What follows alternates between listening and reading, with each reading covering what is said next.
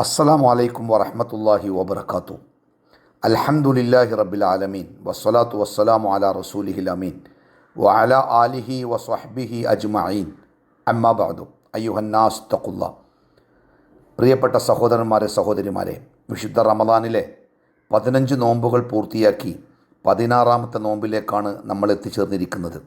അല്ലാഹു സുബ്ഹാനഹു വ തആല ഈ വിശുദ്ധമായ റമദാൻ മാസത്തിൽ നമ്മൾ അനുഷ്ഠിച്ച എല്ലാ സൽക്കർമ്മങ്ങളും അതിൻ്റെ പരിപൂർണമായ രൂപത്തിൽ സ്വീകരിക്കുമാറാവട്ടെ. വാക്കിലോ നോക്കിലോ പ്രവൃത്തിയിലോ എന്തെങ്കിലും അബദ്ധങ്ങൾ ഉണ്ടായിപ്പോയിട്ടുണ്ടെങ്കിൽ അർഹമുറാഹിമനായ റബ്ബ് അതൊക്കെയും വിട്ടുപുറത്ത് മാപ്പാക്കി തരുമാറാവട്ടെ. ഹബീബായ റസൂലുള്ളാഹി സ്വല്ലല്ലാഹു അലൈഹി വസല്ലം ഈ ഉമ്മത്തിന് ശക്തമായ രൂപത്തിൽ പഠിപ്പിച്ചു കൊടുത്ത ഒരു കാര്യത്തെക്കുറിച്ചാണ് ഇന്ന് സംസാരിക്കുന്നത്. ഒരു ഹദീസിൻ്റെ ഒരു ഭാഗം നിങ്ങളെ കേൾപ്പിക്കാൻ ആഗ്രഹിക്കുന്നു.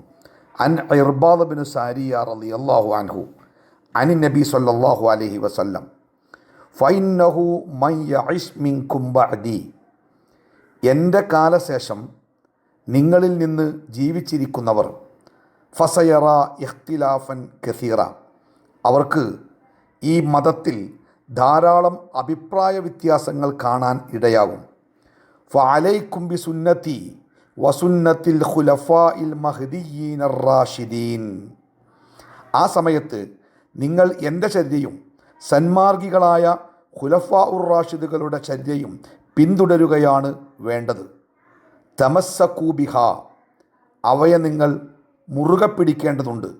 വഅല്ലു അലൈഹാ ബിൻ നവാജിദി, അണപ്പല്ലുകൾ കൊണ്ട് ഒരിക്കലും വിട്ടുപോകാത്ത വിധം കടിച്ചു പിടിക്കുക. വയ്യാക്കും വ മുഹ്ദസാത്തിൽ ഉമൂർ, മതകാര്യങ്ങളിൽ പുതുനിർമ്മിതികളെക്കുറിച്ച് നിങ്ങൾ ജാഗ്രത പുലർത്തുക. ഫൈന്ന കുല്ല മുഹ്ദസത്തിൻ ബിദ്അ, മതകാര്യങ്ങളിൽ പുതുതായി ഉണ്ടാക്കുന്നവയെല്ലാം ബിദ്അത്താണ്. വകുല്ല ബിദ്അത്തിൻ ളലാല, എല്ലാ ബിദ്അത്തും വഴികേടാണ്, തെറ്റിയ മാർഗമാണ്. ഇതാണ് റസൂലുള്ളാഹി സ്വല്ലല്ലാഹു അലൈഹി വസല്ലമ ഈ ഉമ്മത്തിനെ പഠിപ്പിച്ച ഗൗരവകരമായ ഒരു കാര്യം. റസൂലുള്ളാഹി സ്വല്ലല്ലാഹു അലൈഹി വസല്ലമയുടെ കാലത്ത് മതപരമായ വിഷയത്തിൽ ആർക്ക് എന്ത് അഭിപ്രായ വ്യത്യാസങ്ങളുണ്ടായാലും പ്രവാചകൻ്റെ മുമ്പിലെത്തി അത് ചോദിക്കുന്നതോടെ, പ്രവാചകൻ അതിൻ്റെ വിധി പറയുന്നതോടെ അത് അവസാനിക്കും. എന്നാൽ പ്രവാചകൻ സ്വല്ലല്ലാഹു അലൈഹി വസല്ലമയുടെ കാലത്തിന് ശേഷം സ്വാഭാവികമായും ഒരു കാര്യങ്ങളിൽ മനുഷ്യൻ എന്ന നിലക്ക് വ്യത്യസ്തമായ അഭിപ്രായങ്ങളും വ്യത്യസ്തമായ നിരീക്ഷണങ്ങളും വ്യത്യസ്തമായ കാഴ്ചപ്പാടുകളും ഉണ്ടാവാം.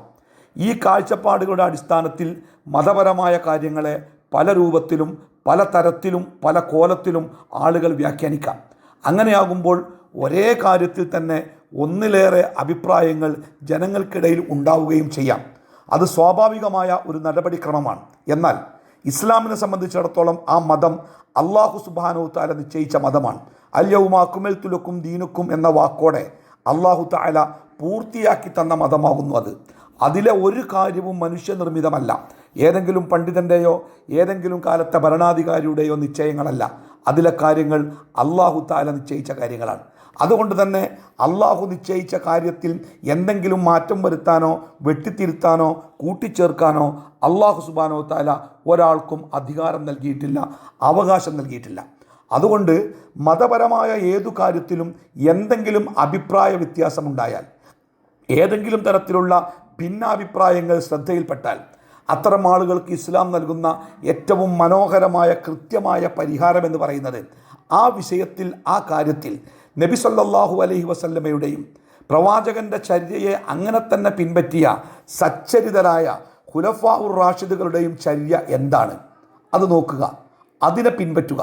അത് ഒരിക്കലും തെറ്റിപ്പോകാത്ത ഒരു മാർഗമാണ്. അതുകൊണ്ട് ആ മാർഗത്തെ മുറുകെ പിടിക്കണമെന്ന് മാത്രമല്ല, നിങ്ങളുടെ അണപ്പല്ലുകൾ കൊണ്ട് ഒരിക്കലും വിട്ടുപോകാത്ത വിധം കടിച്ചു പിടിക്കണമെന്നാണ് പ്രവാചകൻ സ്വല്ലല്ലാഹു അലൈഹി വസല്ലം പഠിപ്പിക്കുന്നത്.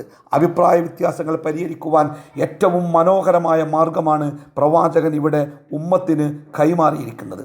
നമ്മുടെ സമൂഹത്തിൽ ഏതൊക്കെ വിഷയങ്ങളിൽ എന്തൊക്കെ കാര്യങ്ങളിൽ വിരുദ്ധാഭിപ്രായങ്ങളും വ്യത്യസ്താഭിപ്രായങ്ങളും ഉണ്ടാകുമ്പോഴൊക്കെ ഈ ഒരു പരിഹാരം ജീവിതത്തിൽ പുലർത്താൻ നമ്മൾ തയ്യാറാവുകയാണെങ്കിൽ ഈ സമൂഹത്തെ ഒരൊറ്റ മാർഗത്തിൽ കൊണ്ടുപോകാൻ പ്രയാസമുണ്ടാവുകയില്ല. നാളെ റമദാൻ 17 ആണ്. ഇസ്ലാമിക ചരിത്രത്തിലെ പ്രസിദ്ധമായ ബദർ യുദ്ധം നടന്നത് റമദാൻ 17 ആയിരുന്നു. അതുകൊണ്ട് തന്നെ ആ റമദാൻ 17 എന്നത് നമ്മുടെ നാടുകളിലൊക്കെ ചില വ്യത്യസ്ത രൂപങ്ങളിൽ ആചരിക്കുന്നതും അനുഷ്ഠിക്കുന്നതും നമുക്ക് കാണാൻ പറ്റും. റമദാൻ 17 അന്ന് പള്ളികൾ കേന്ദ്രീകരിച്ചുകൊണ്ട് പ്രത്യേകമായ ചില ആരാധനാ കർമ്മങ്ങളും വിശുദ്ധ ഖുർആൻ പാരായണം, മൗലിദ് പാരായണം തുടങ്ങിയ ചില പ്രത്യേകമായ ആചാരങ്ങളും അന്നദാനങ്ങൾ ഉൾപ്പെടെയുള്ള ചില അനുഷ്ഠാനങ്ങളുമൊക്കെ ചില മഹല്ലുകൾ കേന്ദ്രീകരിച്ച്, പള്ളികൾ കേന്ദ്രീകരിച്ച് നമ്മുടെ നാടുകളിലൊക്കെ നടന്നു വരുന്നുണ്ട്. ബദർ യുദ്ധം നടന്ന ബദറിലോ ആ ബദറിലേക്ക് മുസ്ലിങ്ങൾ പുറപ്പെട്ട മദീനയിലോ അവർക്ക് നേതൃത്വം കൊടുത്ത ഇസ്ലാമിക നേതൃത്വത്തിൻ്റെ മക്കയിലോ മദീനയിലോ എവിടെയും അത്തരം പ്രവർത്തനങ്ങളൊന്നും സാധാരണ കാണാറില്ല. എന്നാൽ ചില നാടുകളിലൊക്കെ റമദാൻ 17 ബന്ധപ്പെട്ട് ബദർ അനുസ്മരണം എന്ന പേരിൽ ഇത്തരം ചില കാര്യങ്ങളൊക്കെ കാണാറുണ്ട്. ഇത്തരം കാര്യങ്ങളുടെ ഇസ്ലാമികമായ വിധി എന്താണ് എന്നതിനെക്കുറിച്ച് പലപ്പോഴും സമൂഹത്തിൽ തർക്കങ്ങൾ ഉണ്ടാവാറുണ്ട്. ചില ആളുകളൊക്കെ അത് വേണ്ടതാണ്, ചില ആളുകൾ അത് നല്ലതാണ്, ചില ആളുകൾ അതുകൊണ്ട് നന്മയല്ലേ ഉള്ളൂ, ഇങ്ങനെയൊക്കെ പല വ്യാഖ്യാനങ്ങളിലൂടെ ഇത്തരം പ്രവർത്തനങ്ങളിലേക്ക് ഇറങ്ങി പുറപ്പെടുകയും ചെയ്യാറുണ്ട്. റസൂലുള്ളാഹി സ്വല്ലല്ലാഹു അലൈഹി വസല്ലമയുടെ കാലത്തോ അവിടുത്തെ സഹാബത്തിൻ്റെ കാലത്തോ റമദാൻ 17 എന്ന ദിവസത്തെ പ്രത്യേകമായ ആചാരങ്ങൾ കൊണ്ടോ അനുഷ്ഠാനങ്ങൾ കൊണ്ടോ പ്രത്യേകമായ എന്തെങ്കിലും കർമ്മങ്ങൾ കൊണ്ടോ പ്രത്യേകമായി ആചരിക്കപ്പെട്ടതായി എന്തെങ്കിലും തെളിവുകൾ നമുക്ക് ലഭിക്കുവാനുണ്ടോ എന്നത് തീർച്ചയായിട്ടും പരിശോധിക്കേണ്ട കാര്യമാണ്. ഉണ്ട് എങ്കിൽ ആ അനുഷ്ഠാനങ്ങൾ നമുക്കും ബാധകമാണ്. ഇല്ല എങ്കിൽ അത്തരം കാര്യങ്ങൾ ബിദ്അത്ത് എന്ന ഗണത്തിലാണ് പെടുക എന്നാണ് പ്രവാചകൻ സ്വല്ലല്ലാഹു അലൈഹി വസല്ലമ പഠിപ്പിച്ചത്. എല്ലാ ബിദ്അത്തുകളും പിഴച്ച മാർഗമാണ്. കാരണം അള്ളാഹു നിശ്ചയിച്ച ദീനിൽ വെട്ടിത്തിരുത്തലുകൾ വരുത്തി കാലികമായി നമ്മൾ ഉണ്ടാക്കുന്ന പരിഷ്കാരങ്ങളാണ് ബിദ്അത്ത്. അത്തരം ബിദ്അത്തുകളൊക്കെയും അള്ളാഹുവിൻ്റെ ദീനിനെ കൊച്ചാക്കുന്ന ഏർപ്പാടാണ് എന്നുള്ളത് കൊണ്ട് തന്നെ ആ ബിദ്അത്തുകളൊക്കെയും പിഴച്ച മാർഗമാണ് എന്നും എല്ലാ പിഴച്ച മാർഗങ്ങളും നരകത്തിലേക്കാണ് എത്തിക്കുക എന്നും പ്രവാചകൻ സ്വല്ലല്ലാഹു അലൈഹി വസല്ലമ താക്കീത് നൽകുന്നുണ്ട്. അതുകൊണ്ട് പ്രിയപ്പെട്ടവരെ, ഇത്തരം കാര്യങ്ങളൊക്കെ ഉണ്ടാകുമ്പോൾ നമ്മൾ പരിശോധിക്കുക, ഈ കാര്യങ്ങളൊക്കെ പ്രവാചകൻ്റെ കാലത്തുണ്ടോ, പ്രവാചകൻ പഠിപ്പിച്ചിട്ടുണ്ടോ, പ്രവാചകൻ നിർദ്ദേശിച്ചിട്ടുണ്ടോ, പ്രവാചകൻ്റെ ഉത്തമ നൂറ്റാണ്ടുകാരിൽപ്പെട്ട സ്വഹാബത്തോ സച്ചരിതരായ പ്രവാചകൻ്റെ പിൻഗാമികളായ ഖുലഫാഉർ റാഷിദുകളോ ഇത്തരം പ്രവൃത്തികൾ ചെയ്തിട്ടുണ്ടോ എന്ന് അന്വേഷിക്കുക. ആ അന്വേഷണം നമ്മുടെ ദീനിനെ ശരിയായ രൂപത്തിൽ നമ്മുടെ ജീവിതത്തിൽ നിലനിർത്താൻ സഹായകമാകും. അല്ലാഹു തആല നമ്മളെല്ലാവരെയും അനുഗ്രഹിക്കട്ടെ. വസല്ലല്ലാഹു അലാ മുഹമ്മദിൻ വഅലാ ആലിഹി വസ്വഹ്ബിഹി അജ്മഈൻ. അൽഹംദുലില്ലാഹി റബ്ബിൽ ആലമീൻ. അസ്സലാമു അലൈക്കും വറഹ്മത്തുള്ളാഹി വബറകാതുഹു.